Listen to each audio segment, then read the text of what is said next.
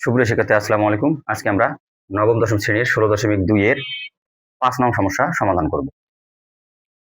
5 নম্বর বলছে একটি বর্গক্ষেত্রের পরিসীমা একটি আয়তক্ষেত্রের পরিসীমার সমান।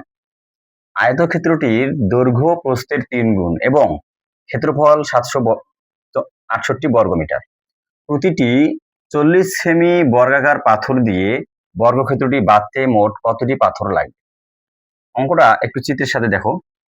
তোমাদের এরকম যে কোনো অঙ্ক যদি থাকে, বর্গাকার মাঠে যে কার্পেট বিছানো অথবা টাইলস বিছানো অথবা পাথর বিছানো, বর্গাকার জমি হতে পারে, তারপর হচ্ছে বর্গাকার হচ্ছে মেঝে হতে পারে। যখন কোনো পাথর বা গালিচা বা কার্পেট বিছানোর কথা বলবে, তখন একটা কথা আমরা মাথায় রাখবো, সেটা হচ্ছে যে এরকম বর্গাকার, যেটা বর্গাকার বললে বর্গাকার, আয়তাকার বললে আয়তাকার, অবশ্যই যেটাতে আমাদের বিছাইতে বলবে ওই মাঠ বা মেঝে, ওটার ক্ষেত্রফল লাগবে। ঠিক আছে, প্রথম কাজ হচ্ছে ওই জিনিসটার ক্ষেত্রফল বের করা। ক্ষেত্রফল বের করার পরে যেটা বিছাবো, আমরা যদি পাথর বিছাই অথবা কার্পেট বিছাই, যেটা বিছাবো ওইটা যদি বর্গাকার হয় বর্গাকার, আয়তাকার হয় আয়তাকার, তাহলে ওটারও ক্ষেত্রফল লাগবে। মোট কথা, এরকম কার্পেট বিছানো অথবা পাথর বিছানোর অঙ্কর ক্ষেত্রে আমাদের দুইটা কথা মাথায় রাখতে হবে। যে জায়গাটিতে পাথর বিছাইতে বলছে বা কার্পেট বিছাইতে বলছে, ওই জায়গাটুকুর ক্ষেত্রফল লাগবে। তাহলে আমাদের প্রথমেই দেখা যাচ্ছে এই বর্গাকার যে একটা এইটার ক্ষেত্রফলটা লাগবে। ঠিক আছে, এখান থেকে আমরা যদি আয়তের পরিসীমাটা বের করতে পারি, তাহলে আয়তের পরিসীমা সমান কি হবে? এই বর্গক্ষেত্রটির পরিসীমা সমান। বর্গক্ষেত্রে যখন আমরা পরিসীমা বের করতে পারবো, ওইখান থেকে আমরা বর্গক্ষেত্রের এক বাহুর দৈর্ঘ্য বের করবো এবং ওই এক বাহুর দৈর্ঘ্য থেকে আমাদের ক্ষেত্রফলটাও বের হবে।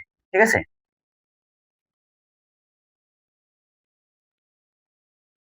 মনে করি কি আয়তক্ষেত্রটির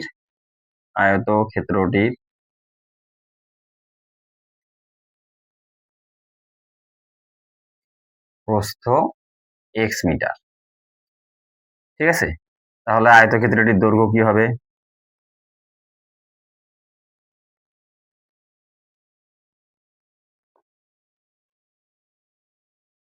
দৈর্ঘ্য বলছে প্রস্থ হচ্ছে দৈর্ঘ্য হচ্ছে প্রস্থের 3 গুণ, তাহলে হবে 3x মিটার।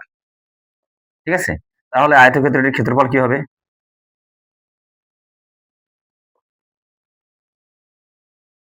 সমান সমান দৈর্ঘ্য গুণন প্রস্থ।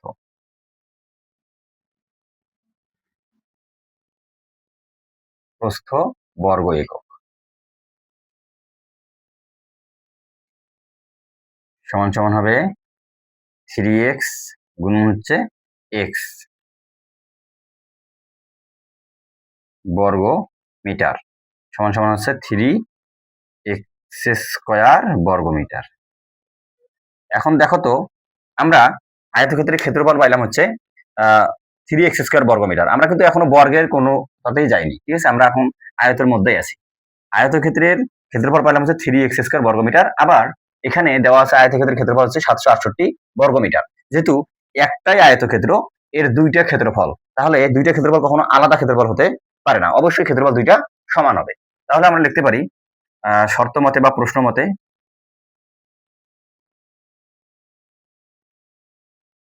মতে আমরা লিখতে পারি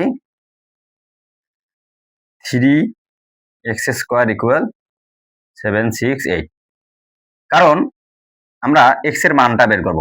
x এর মান বের করে আমরা এই আয়তের পরিসীমাটা বের করব। আয়তের পরিসীমা বের হলে আমাদের বর্গক্ষেত্রের পরিসীমাটা বের হয়ে যাবে। ঠিক আছে, বা x স্কয়ার ইকুয়াল 768 ভাগ হচ্ছে 3, বা x স্কয়ার ইকুয়াল এটা ভাগ করলে হবে 3 2 6 হাতে হচ্ছে 1, 3 5 15 হাতে হচ্ছে 1, 3 6 18। ঠিক আছে, 256। বা আমরা জানি এক্স স্কয়ার ওদিকে গিয়ে কি হয়, রুট হয়ে যায়, 256 256।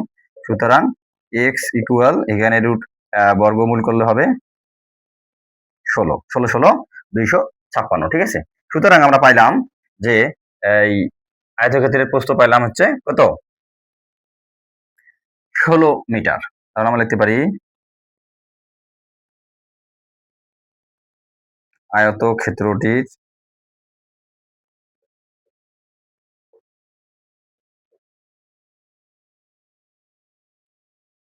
প্রস্থ 16 মিটার। তাহলে আয়তক্ষেত্রটির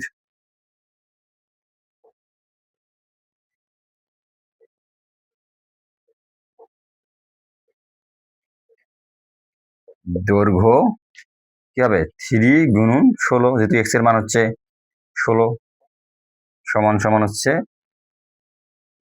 48 মিটার। এটা আমরা আয়তক্ষেত্রটির দৈর্ঘ্য এবং প্রস্থ পাইলাম। তাহলে আমরা এখন কি করব দেখো তো, আয়তক্ষেত্রটির আমরা যদি পরিসীমা নির্ণয় করতে পারি, তাহলে আমরা লিখতে পারি আয়তক্ষেত্রটির পরিসীমা।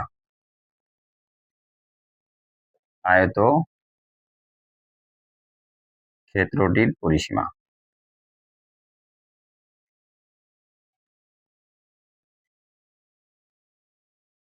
আমরা আয়তের পরিসীমা ক্ষেত্রফল পরিসীমা নির্ণয় করার সূত্র কি জানি? 2 গুণন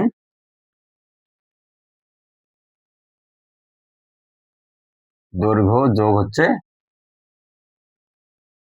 প্রস্থ মিটার সমান সমান 2 গুণন দৈর্ঘ্য হচ্ছে কত পাইছি 48 যোগ প্রস্থ হচ্ছে 16 মিটার। ঠিক আছে, এখন 2 গুণন এটা যোগ করলে হবে 64 মিটার, গুণ করলে হবে 4 দুগুণে 8, 4 দুগুণে 12, 128 বর্গ মিটার, 28 মিটার। ঠিক আছে, আমরা কিন্তু কাছাকাছি চলে আসছি। দেখো আয়তক্ষেত্রের পরিসীমা পাইছি হচ্ছে 128 মিটার। এখানে বলছে একটি বর্গক্ষেত্রের পরিসীমা একটি আয়তক্ষেত্রের পরিসীমার সমান। তাহলে আমরা লিখতে পারি না, শর্ত মতে আমরা লিখতে পারি যে যেহেতু অথবা দেওয়া আছে, লিখতে পারি এখানে দেওয়া আছে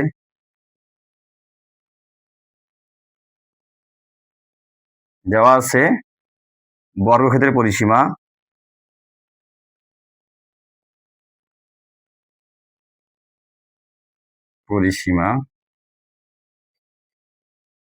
সমান সমান আয়তক্ষেত্রের পরিসীমা।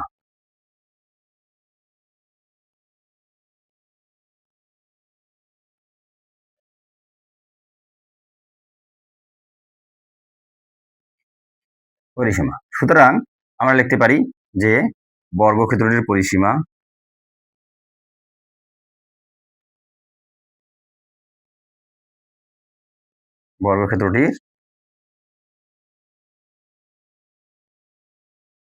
পরিসীমা সমান সমান হচ্ছে 128 মিটার। দেখো আমাদের কিন্তু আসলে বর্গক্ষেত্রটির ক্ষেত্রফল দরকার। আমরা কিন্তু প্রথমেই বলছি বর্গক্ষেত্রটি আমাদের কি দরকার? ক্ষেত্রফল দরকার। কিন্তু আমরা পাইলাম বর্গক্ষেত্রটির পরিসীমা। পরিসীমা থেকে আমাদের আর বর্গক্ষেত্রটির ক্ষেত্রফল নির্ণয় করতে গেলে অবশ্যই আমাদের বর্গক্ষেত্রটির এক বাহুর দৈর্ঘ্য দরকার। আমরা এই বর্গক্ষেত্রটির পরিসীমা থেকে আমরা এক বাহুর দৈর্ঘ্য নির্ণয় করতে পারি। ঠিক আছে, কারণ আমরা জানি যে বর্গক্ষেত্রের পরিসীমাকে 4 দিয়ে যদি আমরা ভাগ করি তাহলে এর এক বাহুর দৈর্ঘ্য বের হয়ে যাবে।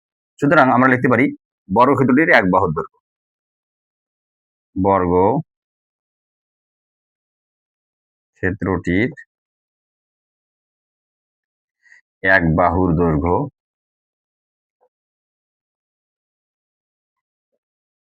সমান সমান হচ্ছে 128 ভাগ হচ্ছে 4 মিটার সমান সমান 3 4 12, 4 দুগুণ 8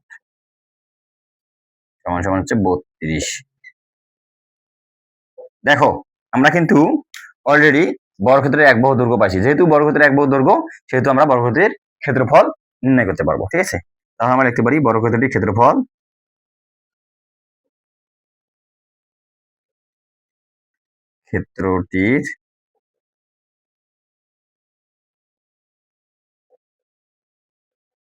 সমান সমান কি হবে? এই 32 এর উপর কি স্কয়ার, এখানে হবে বর্গ মিটার। 32 এর বর্গ বা 32 গুণ করলে হবে 1024 বর্গ মিটার। ঠিক আছে, আমরা পাইলাম বর্গক্ষেত্রটির ক্ষেত্রফল।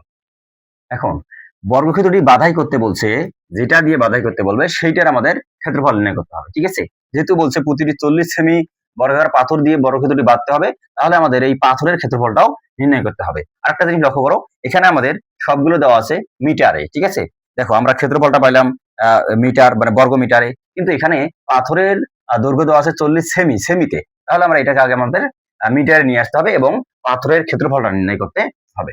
আর আমরা লিখতে পারি যে বর্গাকার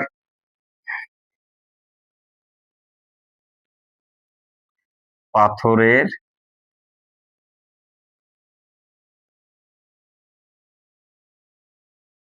এক বাহুর দৈর্ঘ্য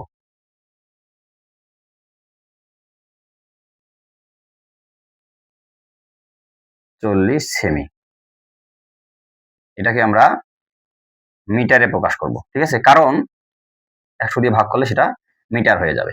কারণ কি, আমাদের সবগুলোই মিটারে দেওয়া আছে, যেহেতু এটা এটা হচ্ছে বর্গ মিটার।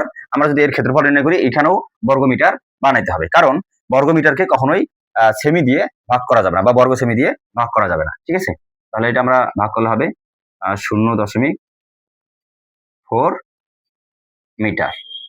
তাহলে এটা হচ্ছে এক বাহু দৈর্ঘ্য পাইলাম। আমরা লিখতে পারি বর্গাকার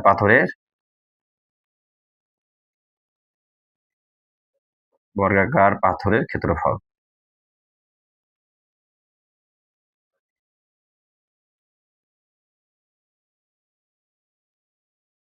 সমান সমান 0.4 এর উপর কি স্কয়ার, এখানে হবে বর্গ একক,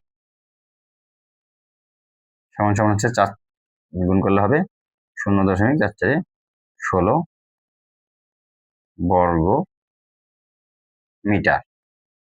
যেহেতু আমরা প্রথমেই বলছি যে যে পাথরটা দিয়ে বাধাই করব সেটার ক্ষেত্রফল এবং যেখানে বাধাই করব সেটার ক্ষেত্রফল, এই দুটো ক্ষেত্রফল ভাগ করলেই আমাদের পাথরের সংখ্যা বের হয়ে যাবে।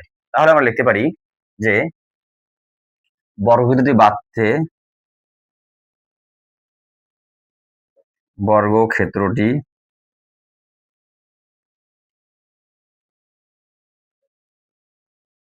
বাঁধতে মোট পাথর লাগবে